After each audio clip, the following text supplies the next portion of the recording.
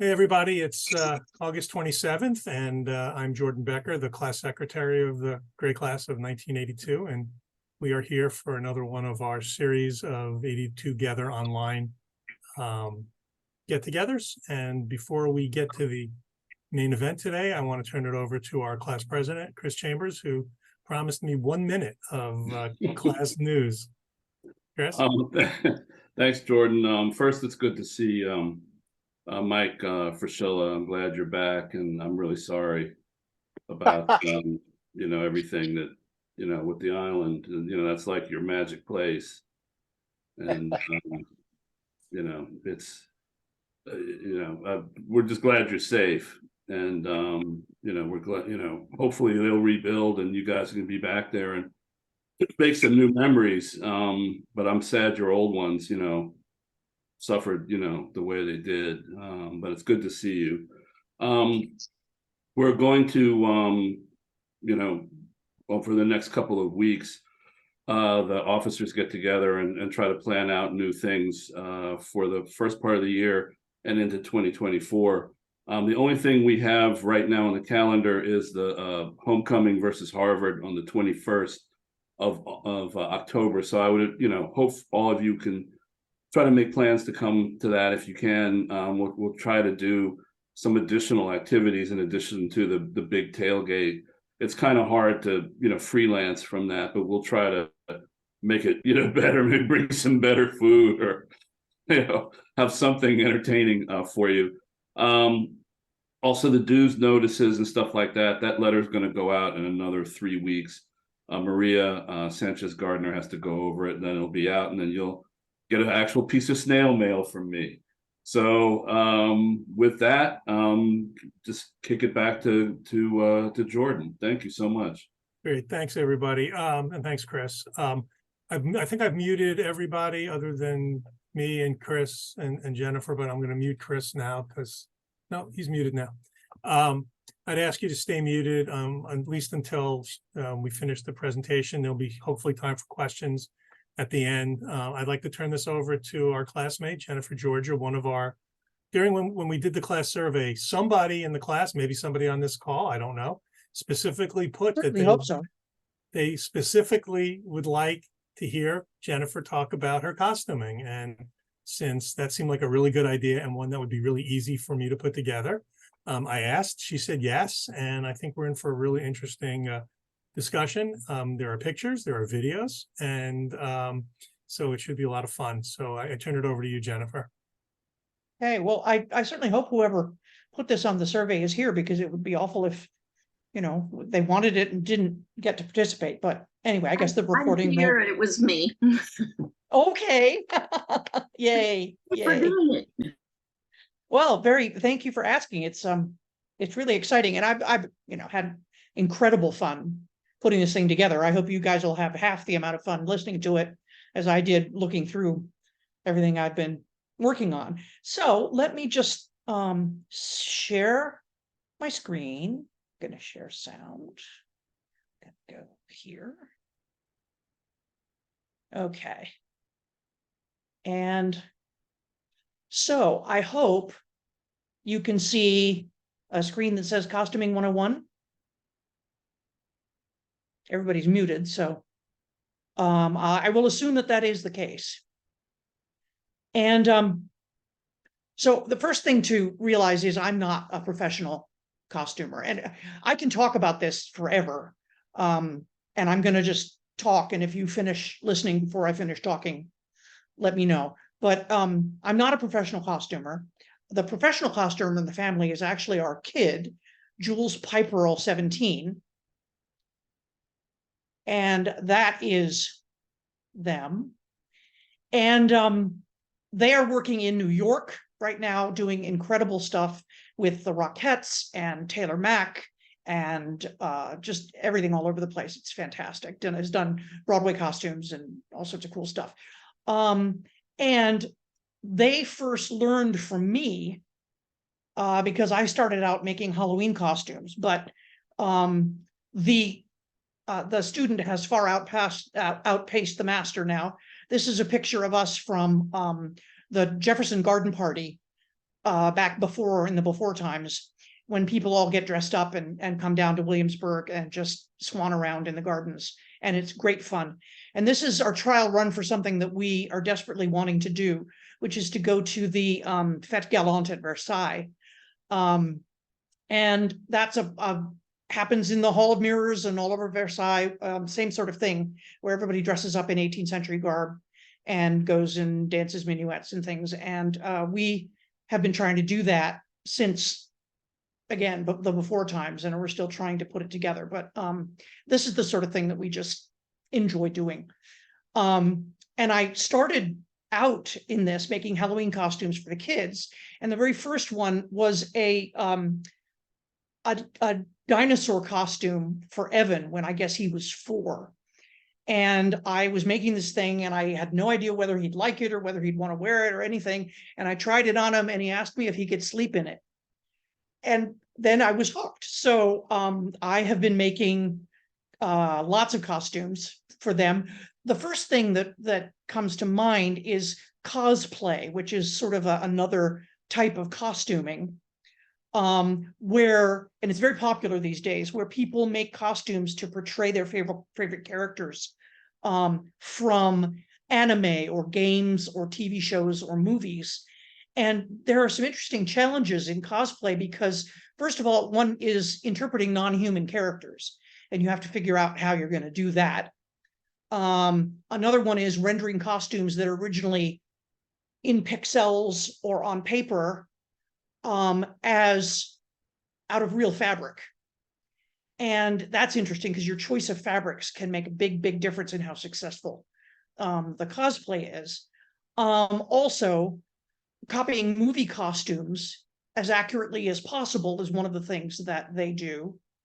And also adding one's own twist to a costume that's been done hundreds of times before. So here are just some of the ones that we've worked on. This is one Evan did. Mega Gengar is a Pokemon, and you can see the actual creature over here on the right. This is another one that he did. I was shopping for the fabric for this one, and the lady cutting the fabric said, "Oh, how nice, you're making something for your son. What are you going to make?" And I said, "Oh, a death god." And so that was what I went home to make. So this is Evan's interpretation of The One Who Waits from a game called The Cult of the Lamb. Here's one I made for Jules a long time ago, Merida from Brave. And this, Jules now is doing their own cosplay and doing it quite amazingly.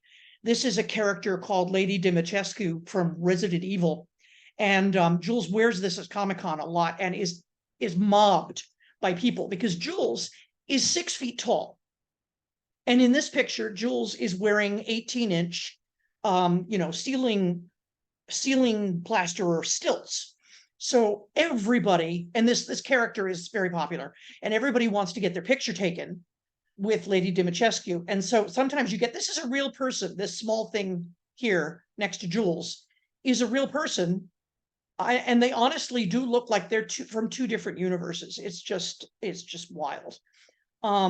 Here's another one that Jules did that is reinterpreting a popular character. This is Harley Quinn. As anybody, I don't know if anybody would know, but you can tell by the pigtails and the hammer. But Jules did Harley Quinn as a character from the Commedia dell'arte. So this is just the kind of crazy stuff that people put together and have fun with. And the joy is that people will recognize what it is that you're portraying. And then there are other types of cosplay as well. These guys I saw at reunions a couple of years ago, and they are doing characters from The Legend of Zelda, the video game, with a Princeton twist. So this is the sort of thing that people often like to do. One thing that has been a godsend for me as a costumer is a computer program I have called Pattern Master Boutique. And it's just amazing because you feed it people's measurements and you can, any body type or shape, it will take this thing in. And Then you choose what kind of garment you're going to make with details like pants or skirt style or collar or buttons or whatever. And then it prints out a pattern to that person's measurements. And then you can even save the style and apply it to someone else's measurements, which is great if you're making bridesmaids dresses or showgirl costumes or something where you need a lot of the same garment.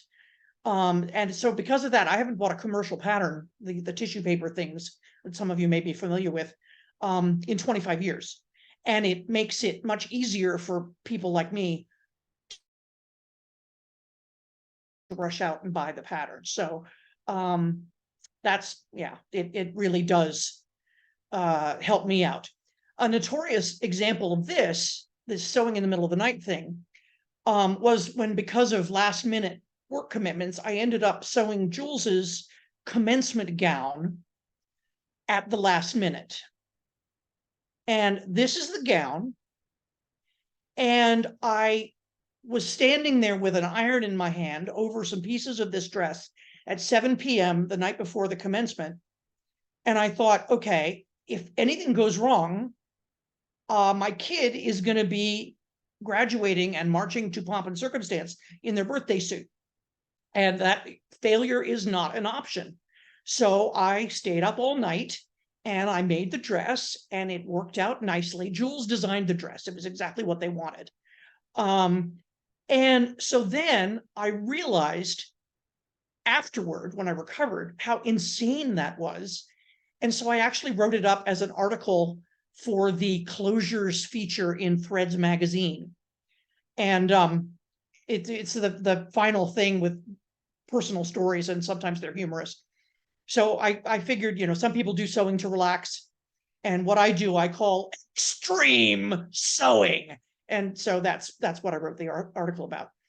But when it comes to actual costuming, I think costuming is second only to directing and acting in the hierarchy of importance for what goes on in theater, because more than anything else, it helps, except the actor's choices, I guess, but it helps create characters and tell their stories. And some actors actually say that they don't get a handle on who the character is until they get the costume on.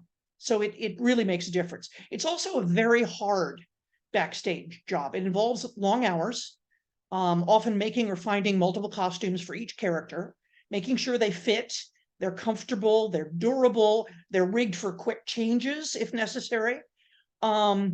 And then there are other things like cleaning and repairing them between shows. And it can actually be, you don't think about this, but it can be hard physical labor. Often after a day or several days of sewing, I find can be actually sore because of all the bending and cutting things out and hunching over the sewing machine, which you're not supposed to do. But yeah, it's a lot of work. And also hauling around IKEA bags full of period clothing is not a trivial task. But of course, I am not complaining. I love it. Making costumes is magical. And envisioning the ideas and then making physical pieces to express those ideas, and then watching them come to life on the stage as the actors transform them and they transform the actors as they put them on, is an absolute thrill. So I just want to run through some of my costuming endeavors. And as I go through, I don't want to just show them to you. I'm hoping to impart some of the things that I've learned in the course of doing these things. So the first thing, 25 years or a long time ago, 2007, Maury and I directed a production of Stephen Sondheim's Follies in Switzerland. And I was the director, and Maury was the music director and conductor. And that's a picture of him in front of the band. And Yesterday. his shirt says, what? Yesterday, can't you tell? Yeah. And the shirt says, I'm with the band. And it was a big project. I didn't design all the costumes, but I designed the showgirl costumes. There's a big fantasy showgirl sequence in the second act. And so I got to design these costumes, and Jules was my assistant. And this was when they came up with their essential principle for showgirl costumes, which is that you need as much material as possible where you don't need it, and as little material as possible where you do. And they were 11 at the time that they came up with that. So I think that their career path was already in evidence. This was, of course, another time that I was sewing in the middle of the night, and I was making one of these dresses. They're all one shoulder, and I had to put in an invisible zipper. And an invisible zipper involves sewing individual sides of the zipper in an as yet unjoined seam, sort of inside out and backwards. And about 3 a.m., I sewed one zipper in, zipped up the dress, and tried to turn it right side out, and it wouldn't go. And it was then that I realized I had made a Mobius dress. It had only one surface and a permanent twist. And at that point, I went to bed and fixed it the next day. So then I kept doing costumes when we got back to the States. And this was a production called Dolly Madison Presidentris, where it was a one-woman show. And this woman was playing Dolly Madison, who, as you'll remember, is the woman who is most well known for saving the portrait of George Washington when the British burned the White House in the War of 1812. I think that was today. August 27th. Yeah. Really? Oh my goodness! Yeah. Thank you for filling that in. That's amazing. So it would have been 210 years last year, I think. And this was the first time that I used the historical module in my pattern drafting program. Some of the styles that you can pick in this program, wonderfully enough, are historical styles.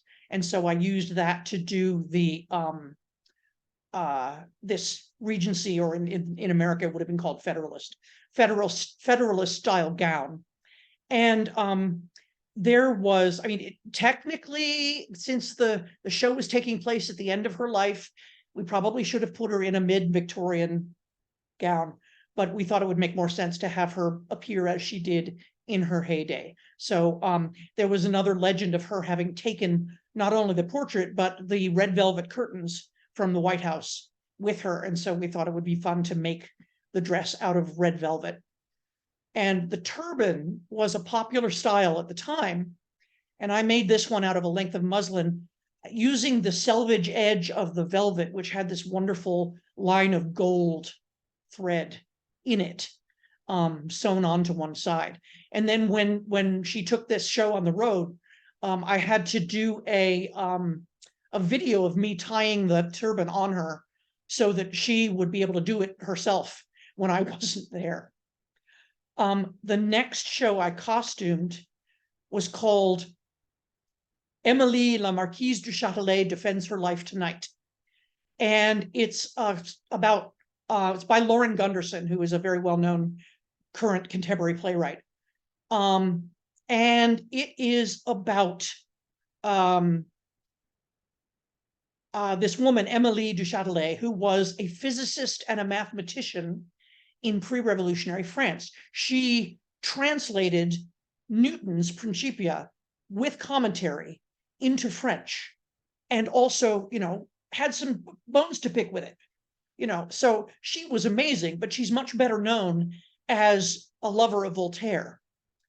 One of Voltaire's lovers. And so this show is so people can get to know her for her own brilliance and her own intellect.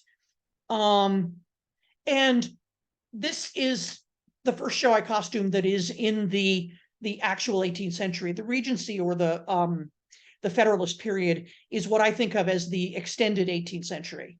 And I love that too. But the 18th century, I spent 10 years getting a PhD in a small school up near Boston. And that's one of the reasons why I'm so obsessed with it. So this is a picture of the entire cast. And the show, the sort of conceit of the show is that having died in childbirth, and never having figured out whether her life was devoted to science or love, she comes back to try to answer the question. And she's helped by ghostly figures from her mortal life. So I came up with the idea of having her in Prussian blue, which was the first artificially invented color. It was invented in, I think, 1707. And this was just about the time that Newton was studying color. So it's very fascinating that this color was the first one that wasn't derived from natural sources. And it was incredibly popular throughout the 18th century. And here are the two pictures of Emily that we have. And she is wearing this Prussian blue in both of them. So I thought, okay, put her in the Prussian blue and then put her ghost self, her younger self, in a translucent version of the same dress. And this was a great experience for me because I'd always wanted to learn how a Watteau back or a sack back gown, those kind, the kind with the long loose pleats down the back, but they're fitted in front. And I wanted to know how they were constructed. And I learned how to do these from my pattern program. And I learned how to do it very quickly because I made 5 of these dresses in a week. So, but I'm very happy to say that with this ghostly and real thing that I was trying to do, one of the reviewers of the show actually caught on to that. I wanted the 2 men in her life, the 2 main men in her life, her husband doesn't count. But I wanted the 2 main men in her life to form a color triad with her. And so that's what I did with these colors. And the vermilion that I put Voltaire in, I already had the red fabric. I had saved this vivid red moire from curtains that were hanging in. Fabric never goes to waste. We never waste fabric. I had saved this red moire from curtains that were in our bedroom when we bought our house. And so I'd had these things sitting around for, I don't know, 17 years at this point. I've got the date wrong on this slide. It was actually 2018, I think. So anyway, you always have to wash your fabric before you work with it. So I threw this in the washer and then I thought, oh, well, 18-year-old fabric isn't going to run. So why don't I get some underwear done while I'm at it? So I threw all my underwear in with this red fabric and I ended up with the most gorgeous suite of fuchsia underwear you could possibly imagine. And it's just a good thing that I didn't put Maury's underwear in there too. But Voltaire's coat was just a blast to make. I love this sweeping, broad-skirted, many-pleated coat that gentlemen wore in the early to mid 18th century. And here is our actor swooshing out the tails of his coat before he sits down, which was something they used to do and was something that he picked up really quickly. And this is the pattern for it. You can see how much, this is just the front piece. So you can see how much fabric there is in this pattern. And there are really few things more dramatic and dashing, I think, than these kinds of coats. And one of the most brilliant things that this pattern software that I have can do is you can put in a pattern piece, a drawing in a book from a book of historical patterns. You can bring it into this pattern program, put in one measurement and press a button, and suddenly it's full size. And then I was able to alter it to fit the actor. This is Nora Waugh's The Cut of Men's Clothes, 1660 to 1900. And it's one of these costuming Bibles that you get if you really want to make historical clothing as authentic as you can manage. So it's just marvelous to see how male actors react when you tell them that they're going to be wearing knee breeches and a swooshy coat and lace and gold and pearls and all of this stuff. and they roll their eyes, and then you put the costume on them, and all of a sudden they stand differently and they walk differently, and they're checking themselves out in the mirror. And it really makes changes. It's absolutely wonderful. And I wish our society weren't quite so constraining about what men are allowed to wear. I think it's loosening up now, but I would love it if more men would use this as an excuse to dress up more rather than dressing down more. And for this particular show, this was my first big costuming thing since Switzerland. And so for this particular show, Jules, who had started their professional career by this time, came down to see the show. And knowing me too well, they asked if I needed any last minute help. And I thought, oh my gosh, it would help so much if they could help sew some of these 15 gazillion gold buttons on Voltaire's coat or something. But then I thought, okay, no, I want Jules to see the costumes for the first time on stage. And so they were sitting next to me. And when the first tableau happened, they reached out and grabbed my hand and gasped. And there is no better feeling than that. So the next show I did for the same theater was called Equivocation. And this one was a Shakespearean era one. And it's about the gunpowder plot and how the government of James I wanted Shakespeare, the bard, to write a play that was basically propaganda about it. Now, this picture here is from our show, but I found it on the web advertising a reading of the play at the Princeton, what was it? Princeton Humanities Council. So I just thought, wow, those are my costumes. And Princeton went and found this picture and used it to advertise their reading of the show. It was kind of amazing. So this show had, among other things, 2 hangings and a drawing and quartering on stage. And this is basically every costumer's nightmare. And so in our early discussions, I said to the director, now wait, okay, we're going to do this blood stylistically, right? We're going to have red yarn or ribbons, that they can pull out. And she looked at me with this gleam in her eye and she said, no, real blood. And I thought, oh God. So I spent several weeks testing what kind of blood would be easiest to get out of the costumes, because this is a big problem when you're trying to do stage blood. And so then we rigged up a bunch of blood packs on a leather shield that this poor actor, this guy here with the noose around his neck, he wore under his shirt. And the idea was that the executioner would slit these packs open from gizzard to gullet, as they used to say, and make him bleed all over the place.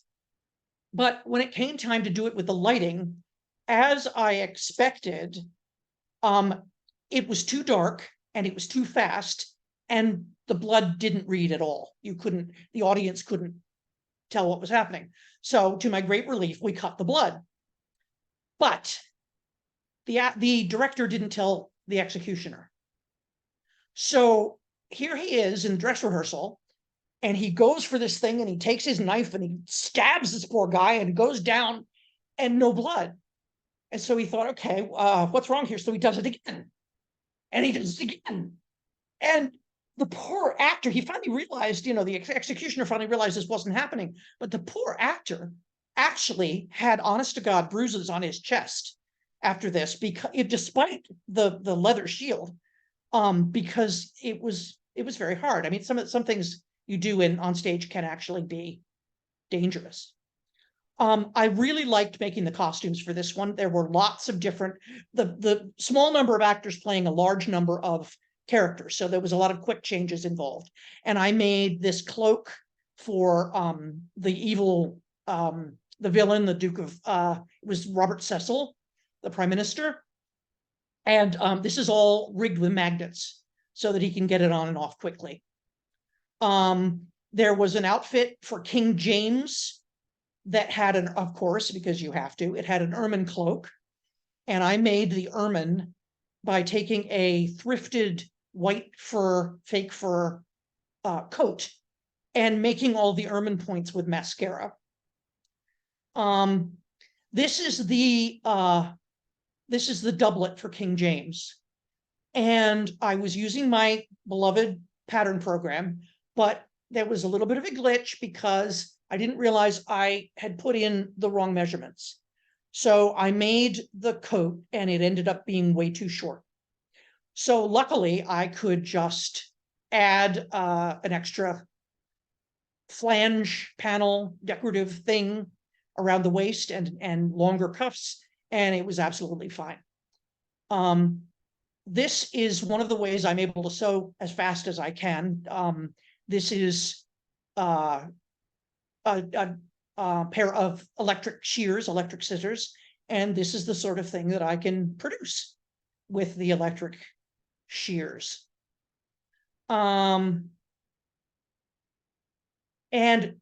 there I made a jerkin, which is a sleeveless doublet. That was reversible, so one character could wear it either side out to get different views. So here's that one. Oh, wait, that's not from Equivocation, that's somebody else. Wearing the doublet at the Renaissance Festival. Never mind. This I made. Not fair. This is a doublet that I'm really pleased with. I made this from a thrifted leather coat. The thrift store is the costumer's best friend. And I did all the decorative stitching with a double flange needle, which pierces holes in the fabric as you sew. So it ended up looking, I like to think, quite authentic. And one of the things I like to do whenever I I provide my own fabric for costumes and then I keep them. And I have a costume room. I have a whole room where I keep my costumes, and then I can lend them out to people, or people can just wear them for fun. And this is a picture I just adore of Jules wearing the doublet as Puck at the Renaissance Fair, which I think is wonderful. So the next show that I did was She Stoops to Conquer. And it's Goldsmith's 1761 classic comedy. And it was my first large directorial project in Maryland. And we cast it in 2020. And we had just about finished blocking it by March. And perhaps you can imagine where this is going. Like everything else, we were shut down by COVID. And the board of the theater said they would decide over the next few weeks whether we were postponed or canceled. So finally they came back to me and they said, "It was great news, you're postponed." And I said, "Wonderful, when do we open?" And they said 2022. And I said, "You've got to be kidding." And of course they were absolutely right, because everything else that was supposed to go on between then and 2022 was canceled. So I was so glad that I was able to do the show, and that I was able to do it. Almost all of my cast stuck with it and were able to appear in the show 2 years after they were cast, except for a couple of people who moved away. But I had all of my leads, and they were just wonderful. And of course, what I said to myself at the time was, hey, with 2 years lead time, I can hand stitch all the costumes. And did I do that? No, I didn't. Now for this one, as well as doing the costumes, I designed the set. And I can hear Jules's voice in my mind saying, "Mother, mother, listen to me. Do not direct and costume and design the set. That is insane." But I did it anyway, because I had this overwhelming vision for the show. What I wanted to do was, first of all, to show how marvelous it could be to do a period drama without needing to update it or make it more relevant or make it more contemporary. These things are worth watching as they were originally produced, and they're funny and they're interesting. And I wanted people to see the 18th century, the Georgian period, because there are people who don't even realize there's anything between the Elizabethan period and the Victorian period. And there is, and it's fascinating. And it's even more, this is me with my PhD about the Georgian period again, but it's actually, I think, a lot more like our modern day than the Victorian period that came after it. And I won't get started because I could go on forever. But the other thing was I wanted the entire show to look like a William Hogarth engraving come to life. And Hogarth is actually mentioned in the show. And the whole impact of printing and satirical prints on the period is absolutely fascinating. And so I wanted to do this set. And how I did it was I redrew a lot of 18th century prints of architecture in a vector drawing program. And then I blew it up to life size. And I printed them out in 2-foot by 10-foot sheets on a large format printer that I have. And then we pasted them onto the flats and we tinted them with a parchment colored glaze. And I had never heard of this being done before, and I had no reason to think that it might actually work, but it did. And I ended up winning a Watch Award. It's the Washington Area Theater Community Honors, which is our sort of local amateur Tony Awards for set painting. And I remember it was so funny because they had a real banquet and they had a podium and people coming up to accept the awards and weeping actresses and bits from from the nominated musicals and all this. And so I said, am I supposed to say something? And they said, yeah. So I went up and I said, I just wanted to thank my dear beloved large format printer. You did not die in vain. And of course, everybody liked that. So I was also nominated for hair design, which was fun. That's part of costuming. And I put pigtails on the guys, but didn't make them too ridiculous. I put wigs on the older gentlemen. And then I taught this actress, Mrs. Hardcastle, who's this crazy character, how to do a full Marie Antoinette. Which Jennifer played in 1987. Yeah, she's incredibly obnoxious. And I taught this lady how to do a full Marie Antoinette pompadour hairstyle. And then she started saying, wait a minute, can I put different things in my hair every time I come on stage? And I said, sure, go for it. I'll let you know if it gets to be too much. And then I kept my mouth shut. And sometimes discretion is the better part of directing. So that was fun. And when doing publicity for this show, one of the things I wanted to do was show what was involved in getting dressed. Sound. Sorry? Me. Okay. I'm hoping Someone was hoping- unmuted. Go ahead. Just keep going. Yeah, okay. So I wanted to show what it's like to get dressed in the 18th century. And my producer, I was worried that I wasn't going to get the proper stays 18th century corset in time.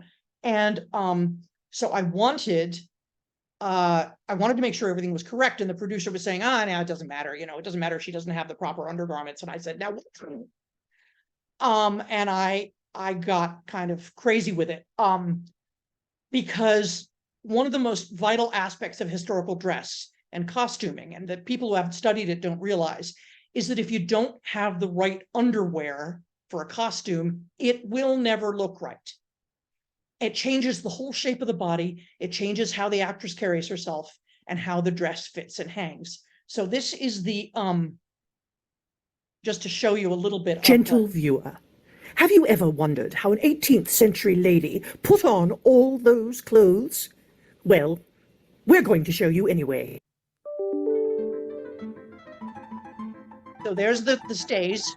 A corset, or stays as they were known in the 18th century, could take quite a while to lace up, but they were not, as in popular culture claims today, patriarchal torture devices.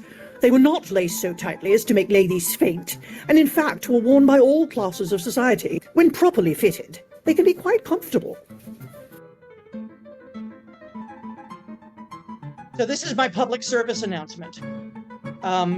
Corsets are not torture devices invented by the patriarchy to keep women in a constant state of breathless, dependent weakness. They were worn by all members of society, including, artisans and chambermaids who were hauling large buckets of coal and water up and down 5 flights of stairs of a townhouse, or, women on farms. They were. But what other secrets can clothing hide? Sorry, that was just the that was our little teaser for the show.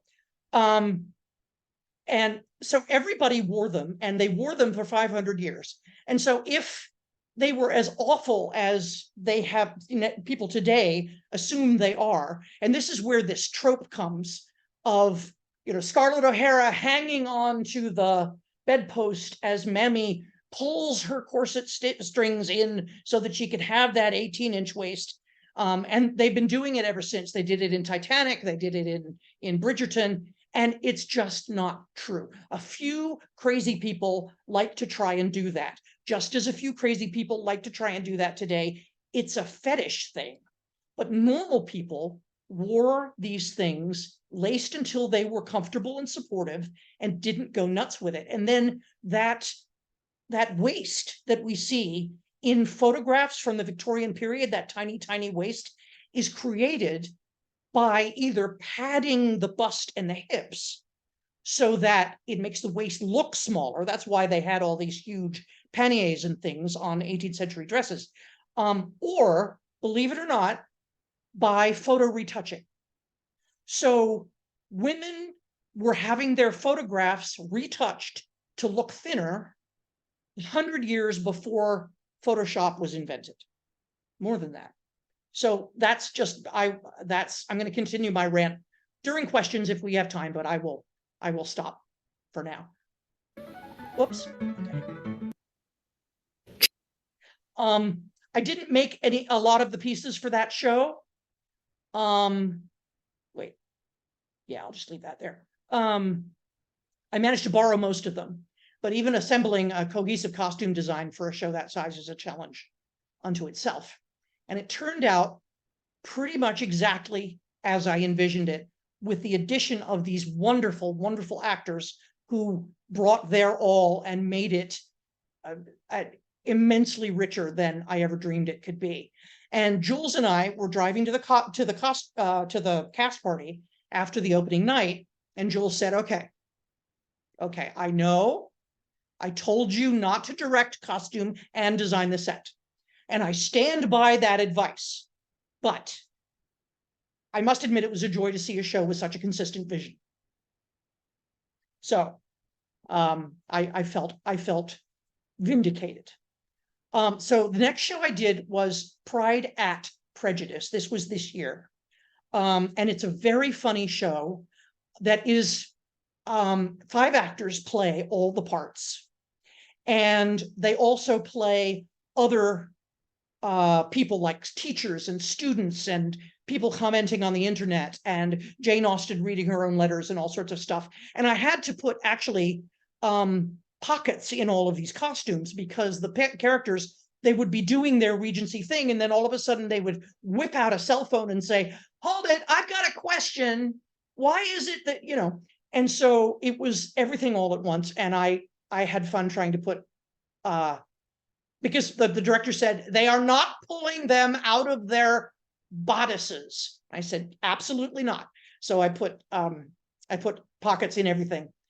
But since the actors, since the show, the action was so fast, there wasn't really time to distinguish all these characters by costume changes. As much as we could do was hats.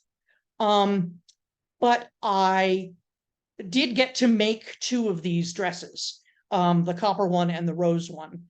And I was glad because I didn't want to go with what people, that sort of the standard excuse for Regency costumes in high school or even college productions, which is basically a nightgown with elastic at the neckline, elastic at the high waist, and elastic in the sleeves. No, thank you. So these were the dresses, and I went back to my my actual historical patterns to get the ideas. I made these out of the cut of women's clothes, 1660 to 1900. And one of the really cool things about period clothes is that fabric was the most expensive thing. And so they tried to use and reuse fabric as much as possible. So they made these clothes adjustable for changing sizes, adjustable for pregnancy, adjustable for handing them down to your lady's maid or your daughter, or they would just take them all apart back down to the fabric and remake them in the new style. So I made for P&P, I made them both wrap style dresses, which were quite common in the Regency, but aren't used very often when modern people are costuming this period. So the left one is a gown, a white cotton gown that is a wrap gown with a copper colored overdress over it. And this pink one is a wrap style dress with what's called a chemisette, or what we would call a dicky underneath.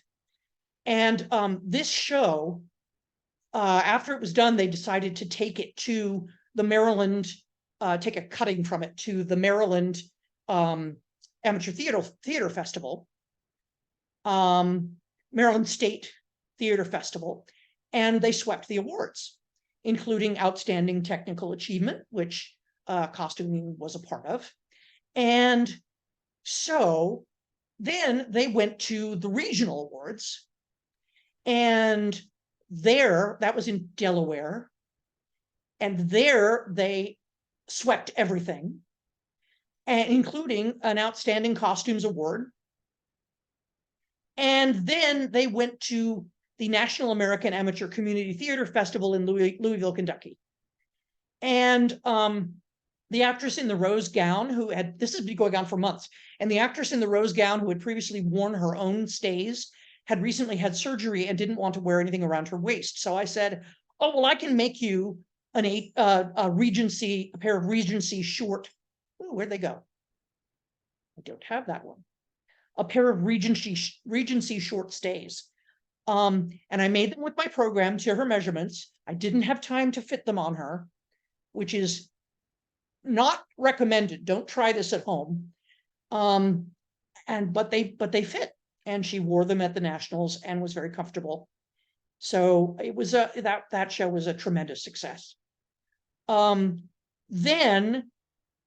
the next one I did was right after that, and I just was helping someone with a show called The Revolutionists, which is another show by Lauren Gunderson about 3 women in the French Revolution. And they gave the costumer, whose name is Mary Wakefield, not only was she costuming, they gave her the lead role. So she said help and asked me to make Marie Antoinette's dress, and that's the one in the middle. And I'm very pleased with how this one turned out. It was very sumptuous and actually reminiscent of one of her portraits. So that was a lot of fun. And with this show, a crazy thing happened. The night of the dress rehearsal, the fire alarm at the theater kept going off. And so every time it went off, the whole cast would have to rush out into the parking lot in 90-degree heat in full costumes, while the fire department sent a fire truck, and they had to figure out why the alarm was going off. So this happened twice. And you can't buy publicity like this. So we of course plastered the internet with, this show is on fire. It's so hot they had to send a fire truck. And we put all the pictures of them with the firemen. But the funny thing about it was that the colors that Mary, who was the costumer, had chosen for these dresses were inspired by all the different colors of fire, from the hottest blue that you get in the center of the candle flame, right on down to a red-black of smoldering coals. And I thought it was just so sort of the theater gods were confirming her choices by sending us fire trucks. And of course, not everything I make is for theater. One thing I did recently was reline a jacket for Maury to make it into a Princeton jacket, because he wears his Princeton jacket until it is in shreds, and so he needed a new one. So I did that, and I also made Terry Kogut asked me to make this vest for her to wear at reunions, because it gets hot at reunions and it's nice to have lighter things. So those are the costumes. And what's next? Well, along the costuming, I'm getting more involved in historical recreation. And I have joined, I'm a member of the sewing circle at Mount Vernon, and we go and hand stitch things and make them as authentic as possible. So this is an example of a cap that I made out of linen. And I'm also involved in doing what they call gown in a weekend, where when they have a new actress coming in and she needs a gown, they will get her in and they will basically cut the gown on her so that it fits. This is the authentic way that they used to make dresses. And they would cut the gown. And then we start on Saturday morning and we start hand stitching the whole thing. And by Sunday afternoon, we have a gown. And so it's just kind of reminiscent back to the extreme sewing that I like to do, even though it's hand sewing, which is very contemplative, and you actually have to do it fast if you're going to get it done. And then the next thing I am doing is I am directing and costuming, and I'm sorry, Jules, Miss Bennet Christmas at Pemberley, which is a sequel to Pride and Prejudice. And I did this design too for the publicity. And it's a wonderful, charming, incredible show where the awkward sister Mary finally gets her chance to shine. And it's by the same author who wrote Emily. And it's full. It will open the day after Thanksgiving, and it will be full of beautiful people in Regency costumes, and it will be delicious, and I can't wait. And I'm going to try very hard not to do it all at the last minute. So there you have it. Thank you. That was great. No, it was really fabulous. Thank you so much. I'd like to do is, if it's okay, throw it open for questions. I'd like to ask people to please raise your hand virtually if you can. And then I'll call on you, and then you'll unmute yourself and you'll ask the question, if that's okay. All right, so let's start with the prime mover for today's event, Catherine Brokaw. Well, I really just want to say thank you so much, Jennifer. This was so, honestly, I've done very amateur home sewing, and I have loved your social media posts about what you're doing. And this was awesome. So interesting. And your passion for accuracy and detail, and then the design, it was so much fun. And I know there were a couple of comments in the chat saying you need to do a TED Talk, and I would agree, you do. Thank you. Well, my TED Talks is that they're only supposed to be 11 minutes long, and I'm not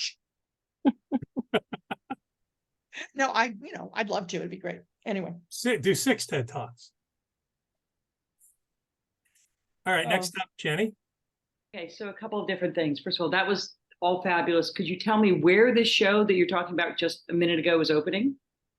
At the Arts Barn in Gaithersburg, Maryland, on the day after Thanksgiving. Okay. And so believe I'm me, not I will. taking notes. Could you just to maybe put it in the chat or something like that because it's fun. So my Yeah. goddaughter also does costumes here in New York City, and she maybe also does Renaissance Fair costumes. I don't know. She does costumes. It's a long story, but anyhow, her name is Samantha Reckford, and if she has not met Jules, we need to make that happen. This presentation was beyond so much fun. It was just incredible. My daughter's needlepoint, they don't sew, but they did sew. We did sewing classes. This is just amazing. It's amazing what you do, and you do present. I endorse the TED Talk concept, and I just think wherever you can spread yourself, or on YouTube or wherever, and let us all know, or let Jordan know, because he's the best disseminator of information that we know, where you're doing your stuff. And then, and I'm done almost in a second here, Jordan. There was akin to your little video, not your little video, your short video. You didn't give us the whole thing. In England somewhere, they do the same thing, and it's maybe English heritage, it's maybe, I don't know where it is, where they talk about what's involved in getting dressed in the 1600s, the 1700s, the whatever. So it's I'm sure There are a lot of those. One of the main ones is named Prior Attire, and she does early 1400s, mid 1400s. I mean, she's wonderful. I have no idea why I've watched this, but I've watched a lot of garden videos, but I've also watched a lot of other videos over the course of the pandemic. And you should have been pandemic central for all of us with all you do. Anyhow, thank you. I'm done. I'm shutting up. Chris, Jordan. Did you see me make any complaints? I mean, come on. But Kathy, darling, we spent a lot of time together. It's good. It's all good. And Maury, hello. Kathy, I you're love up that next. photo of you when you're little, but what's the beard thing going on here? All right. Who's up next? Me? Kathy. Oh, okay. Okay, great. No, this is fascinating. I mean, in my own museum work, I have been introduced to this world of costume textile curators who know the shape and know the undergarments. As a matter of fact, a couple of years ago at the Bruce Museum in Greenwich, there was this amazing show of all of these period gowns, and they had displays of all the undergarments that went with it. And it was just, the undergarments are so critical to every dress, every period, every year in some cases. So that was just really wonderful that you're translating that to the theater. I think that also, I also really respect the fact that you're doing this historical sewing for Mount Vernon. And I think you could even do more. And I'd love to connect you with, there's a woman, Lynn Zagat Bassett, who you should follow on Instagram and more. She's also cataloging Smith College's costume collection, which is, they're about to release put it online and also in a book form. They have been collecting costumes from alumni and more, and it's absolutely incredible what Smith College has in terms of resources for this visual material. I mean, it's outside of the 18th century, but I still think it would inspire you a lot. Yeah. And I'm happy to talk offline about that. Please. That sounds wonderful. But one thing that I'm really interested in, and I think there were a couple of comments about this, is that you're dealing with historical material, but you're using new technology. You're using technology, right? And that's just real. And you've been doing it for a really long time. I happened to listen to a live presentation with David Pogue on artificial intelligence, AI, chat. That's everything that everybody's talking about.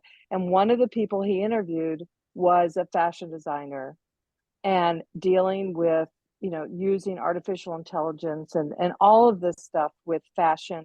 And so do you see, this chatbot world helping you create a concept faster?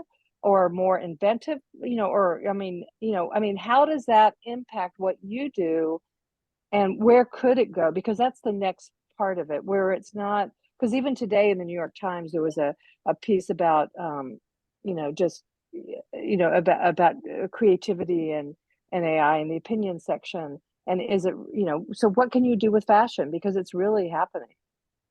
It's a very interesting question. I love using modern technology to create, I mean, I'm somebody who, I love digital art, and I also love hand-drawn calligraphy. I love machine embroidery, and I also love hand stitching. I love both sides. But interestingly enough, I have been kind of hiding from the whole AI discussion, because for years, when I've been doing digital art, people have been saying to me, oh, so the computer does it for you?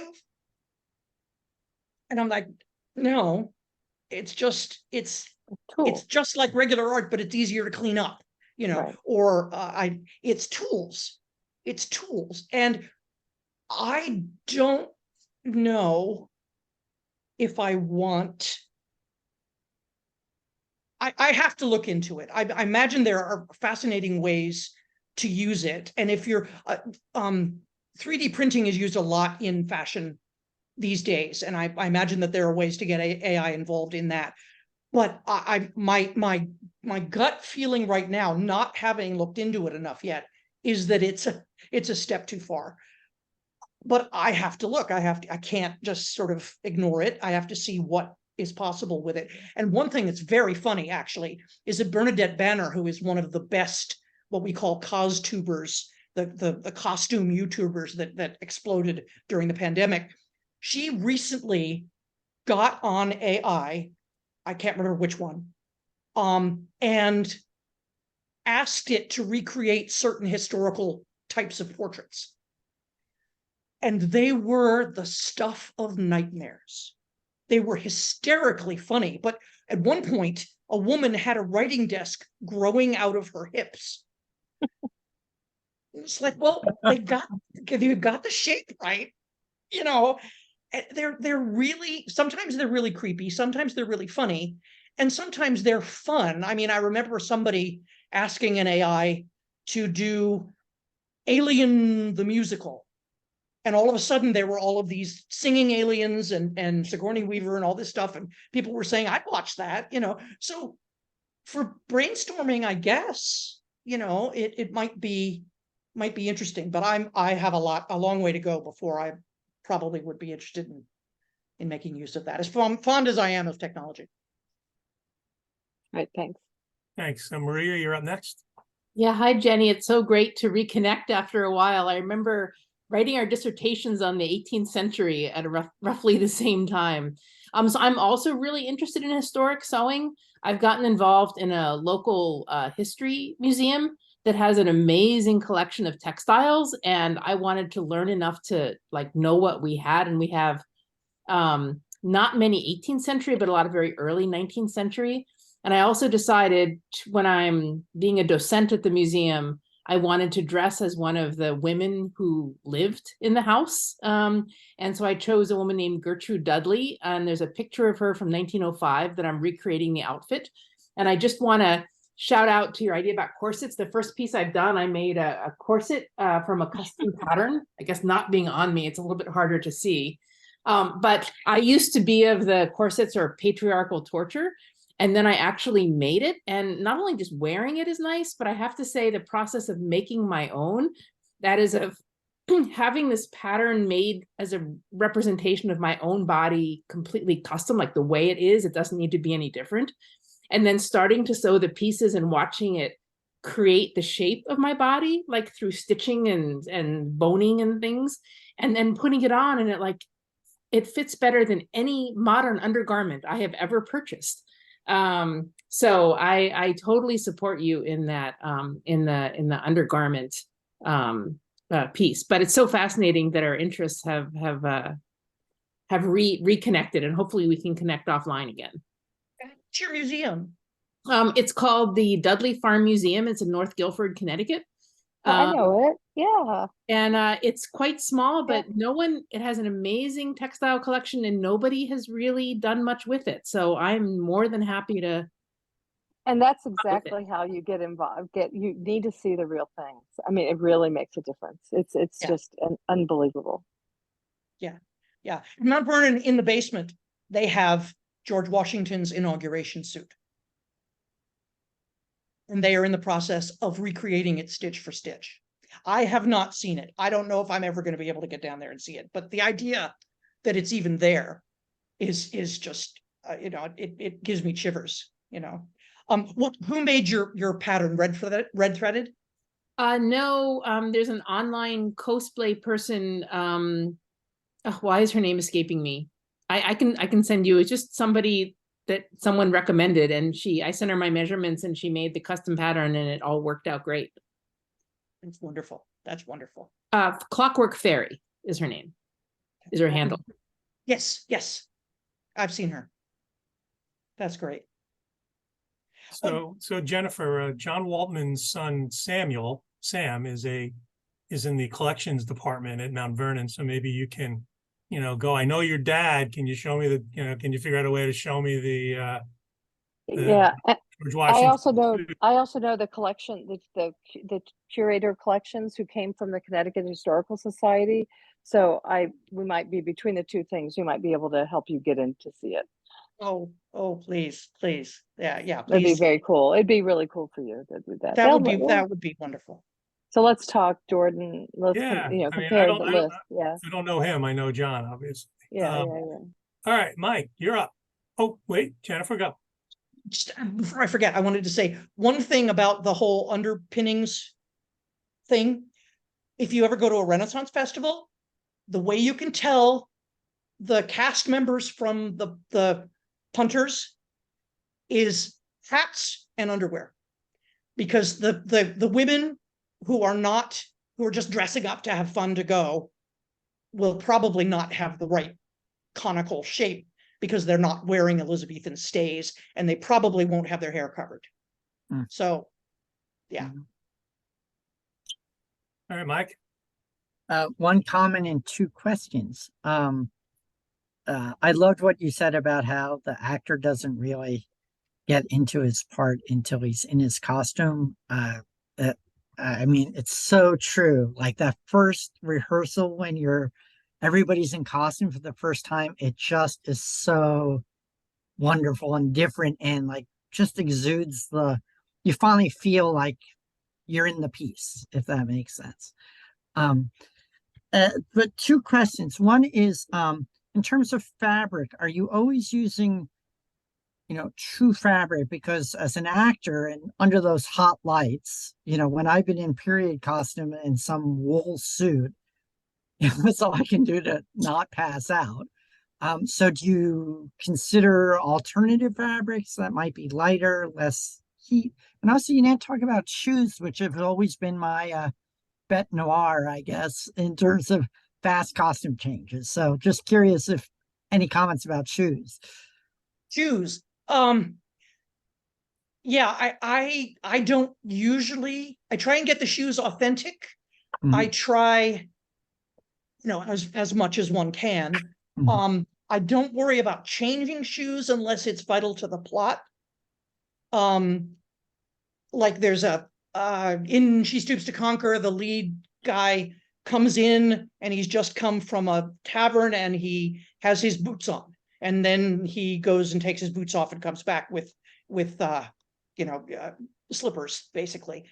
So if it's important to the narrative, I'll worry about shoes. But other than that, I just get them as close to being authentic as possible. As for fabric, when you're doing historical recreations, then you use the same fabrics as much as you can. Wool, silk, linen, cotton.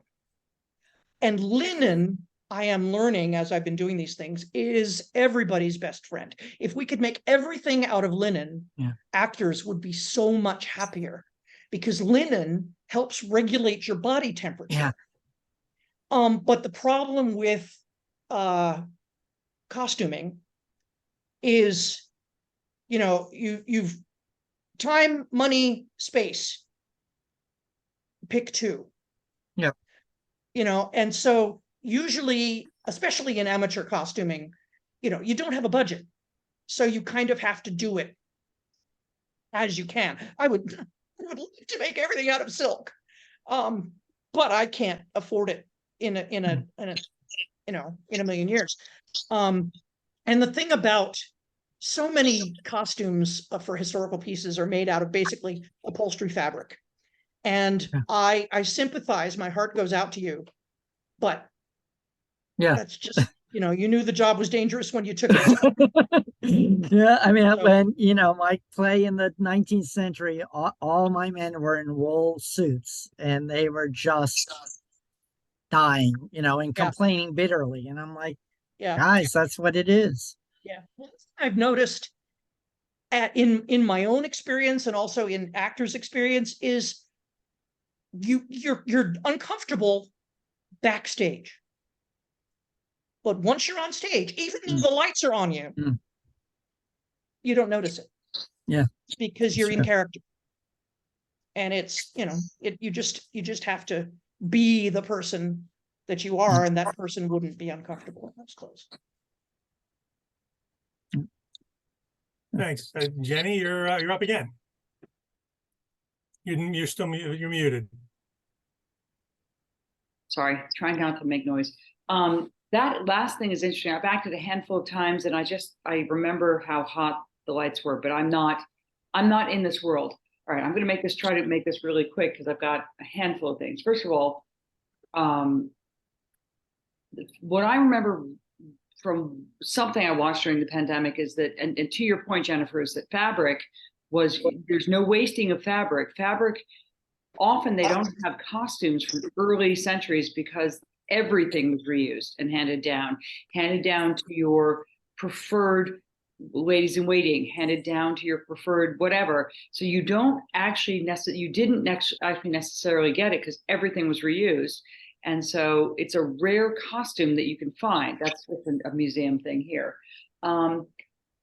Have to ask, didn't they use whalebone for corsets? So what do you guys use now when you make whalebones? It's not, put that thought, just hold that thought. Let me just get all this out and then answer as much or as little as you want. The husband of my son's godmother is a guy named Kurt Vibrantz, who ran the Mount Vernon for a number of years. Is no longer running, but ran it. So if we need to try to work around how to get into Mount Vernon, let me add myself to the list of how I can try to make that happen. I'm not that I don't know what he can do, whatever. Linen, wasn't there a combination of linen and flax or something that they used going across the country in early days that was had the temperature regulation, but it wasn't linen, it wasn't flax. And then the last is upholstery. Lee Anderson, who is this incredibly expensive designer in New York, makes dresses, who my mother-in-law frequents, for ridiculous, like $4,000 a raincoat, uses upholstery fabric to make a lot of her clothing. Okay, that is all of it. I'm done. I'm quieting down. Answer as much or as little as you want. Great. Okay, so about surviving costumes, it's really fascinating. You're absolutely right, because they used to, there's one particular fascinating dress from the early 18th century called a robe volante, which means a flying dress. And it basically was this huge trapezoid of fabric that was a little bit gathered in at the sides, but they wore it because it was comfortable. And they would just sort of, and you see these in Watteau paintings all the time.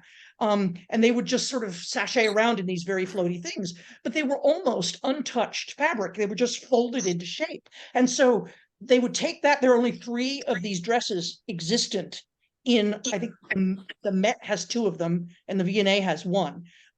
Because they took the fabric from these things and just made it into the next style of dress. And they did this as often as they possibly could. You'll constantly see people remaking the dresses because the fabric was the most expensive thing. And they'll remake it into the next style. And this is one of the reasons why some people have this idea that, oh, people were smaller back then. The reason for that is not that people were smaller back then, is that we have a disproportionate number of surviving garments from children and very small women because they couldn't be passed on anymore. There wasn't enough fabric left. So they would just leave them and they ended up being passed down. Whalebone, first of all, for anyone who doesn't know, this drove me crazy. I was watching this Queen Charlotte, which was, it was by Shondaland. It was the Bridgerton version, so we take it with a grain of salt. But at one point, this woman is sitting there very, very stiffly, and she's saying, I am wearing a whalebone corset. This whalebone corset is made out of whales. Whales died so their bones could be in my corset. And if I bend over, they will stab me to death. And I'm just like, oh God, no. No. I mean, it was very funny, but it's totally blather. It's not true. Whalebone is baleen, which is the filtering strips in the mouth of one of those whales that sucks up all the krill and then spits out the water. So they are made out of keratin, which are the same things that our fingernails are made out of. And they were stripped from the baleen, big plates of baleen, and they were fairly thin and fairly flexible. I have held some of this in my hands. They have some at Williamsburg, but of course you can't get it anymore. So what most people are using, even for historical stuff, because you have to, is called synthetic whalebone. And the best, it's plastic, and the best of it is made in Germany, but they make it carefully so that it has the same structural characteristics, and you can mold it with heat, and it molds to the shape of your body. And so it mimics baleen as much as possible. About the linen mixtures, linen was always highly prized, and they used to mix it with everything. So there's linsey woolsey. There's they have wonderful names for fabric back then, and some of it I can't remember, but there was a mix of cotton and linen, and all of these have different properties for how much heat they will retain and how much heat they will let go.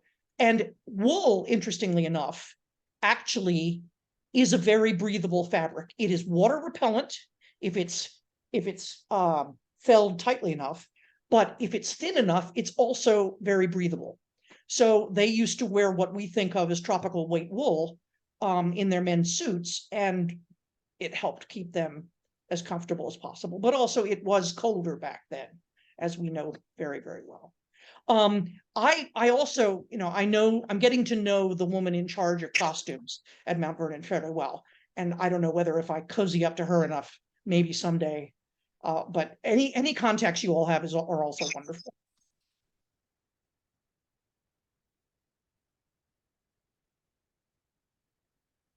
How do you source your 19th century? I mean, your 18th century. Are you looking at paintings primarily and prints?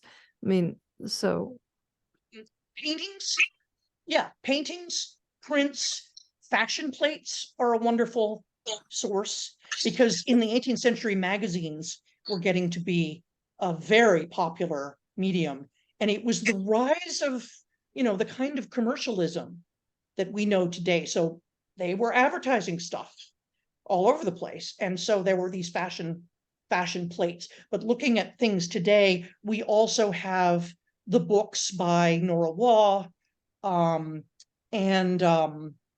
Janet Arnold. She's got a huge series of what's hers called? Escaping me at the moment. There are 5 of them for different time periods, and now a new one's out just for corsetry. And so there are people who have taken extant garments and very carefully measured them, and they do blueprints, schematics of them with the sizes, the inches marked. And those are the things that I use to suck into my program and blow up so that I can make, use those patterns for modern stuff. But yes, comparing things to paintings too is also very, very helpful. Why don't you Jennifer, how Oh. many sewing machines do you have, and what do you like about them, and which do you like the best, and what do you use on which kind of work you're doing? Do you have something to say? No, okay. All right. My main sewing machines. I have a beloved 20-year-old, 23-year-old Husqvarna Viking early embroidery sewing machine. And I just kind of use that as my go-to because I know it better than any other. I also recently got myself a great big, huge, honking, top of the line a few years ago, embroidery sewing machine that I can do a lot more fancy stuff on, and it has bigger embroidery hoops and all sorts of things. And I have a serger, which is another beloved old 21-year-old machine. A serger is the kind of machine, if you look inside any knit garment, and look, it's not showing you, but if you look at the seams inside your knit garments, they are all done on a serger. And what it does is it sews and wraps thread around the edge of the seam allowance and cuts the seam allowance all at the same time. So it's very fast. My serger was the reason I was able to do Jules's dress in one night, because you just go whoosh and the seams are done. So that is very, very useful. So those are my main working sewing machines. But the reason Maury was cracking up is that I have recently been bitten by the bug where I acquire, I guess I have to say collect, and refurbish antique sewing machines. And this started because Maury, a long time ago at an auction, bought me a treadle Singer sewing machine. And it was sitting around for a long time, and I cleaned up my sewing room, and there it was. And I thought, I wonder if I could get this working. And I oiled it, and it works. These sewing machines from 100 years ago, 120 years ago, 140 years ago, I think my oldest machine is 140 years old. They are built like tanks. They never break down. And they are open enough that you can learn how they work and how to fix them yourself. And that's what I've been doing. And even in the drawer in my sewing machine, there was a little newspaper article from the middle of World War II. And basically it said, ladies, I know you can't buy sewing machines now because all the sewing machine companies had been converted to munitions factories. And so it said, so you may have to repair your sewing machine. Don't take it to that sewing machine repairman down the way. He will cheat you. Learn how to repair your machine yourself. And so that's what I learned how to do. And I got this old one working. And then I thought, well, I'd really love to have a hand crank. And then suddenly on eBay, there was this beautiful hand crank. So I nabbed that. And then I got fascinated by these things called Wilcox and Gibbs chain stitch machines. And they are fascinating because, first of all, they're shaped like a big G. So if you look at them from behind, they're shaped like a G, but also they only use one thread. And they go down through, and the thread is looped around this fascinating little gadget, and it hooks itself and it makes a chain stitch. And it's just absolutely intriguing. And I love these things so much because they are both incredibly useful. What was it, William Morris, who said, have nothing in your house that you do not know to be beautiful or useful? And these things are both. They're just gorgeous. They're indestructible, and they are incredibly hardworking. And I told that to my brother when I first started collecting them, and he said, I've been looking for a woman like that. And I thought, okay, I'm just going to leave that one, leave that one there. But so I have those three, the two Singers and the Wilcox and Gibbs, and I have named them after the fates. I name all my sewing machines. So those three are named after the fates because, you know, they clip they spin the thread of life, and then they clip it. And then just recently on our anniversary trip, Maury and I went dashing out to Queens and I nabbed the last sewing machine that I'm going to buy, which is called a white rotary anniversary bronze. And I'm not gonna try and show it to you because it would be too complicated, but it is the most gorgeous. I mean, in its cleaned up form, it is the most gorgeous copper and bronze sculpture you can possibly imagine. And so this thing doesn't look like that right now, but when I get it to where it needs to be, you know, I have this thing for copper. And so if there's a copper sewing machine that exists, I have to have one. So that's, those are my sewing machines. What is that? Serger, 2 embroidery machines, and now 4 antique machines. Not counting the ones that she's repaired and sold off. Yeah, well, I had to cannibalize 3 of the Wilcox and Gibbs in order to get 1 working machine. And then I managed to fix another one of them up and sell it. So just trying to get rid of the ones that I bought for parts. You're not trying to get rid of anything. I have to jump, but I have loved this. Love this. I'm going to follow up about Renaissance Fair and Jules and my goddaughter and all sorts of other people. But thank you. And Jordan, thank you for putting this on. And thank you, Catherine, for suggesting it. And thank you for everybody else. The beard thing, we're going to talk about the beards. We're just going to talk about the beards. But anyhow, but this was great. And thank you, Jennifer. That was wonderful. And so signing off Thanks here, for because coming. I have a daughter who needs to chat with me, and not the pregnant one. By the way, you do all know that Grace is pregnant, right? Another grandparent, I hope. Fingers crossed. Yay. Yeah. Oh, good. Yeah, I know, really. Okay. Does Love y'all. See you soon. anybody else have any questions for Jennifer? Anybody have any questions for Chris's beard? Oh no, love His the dog. dog.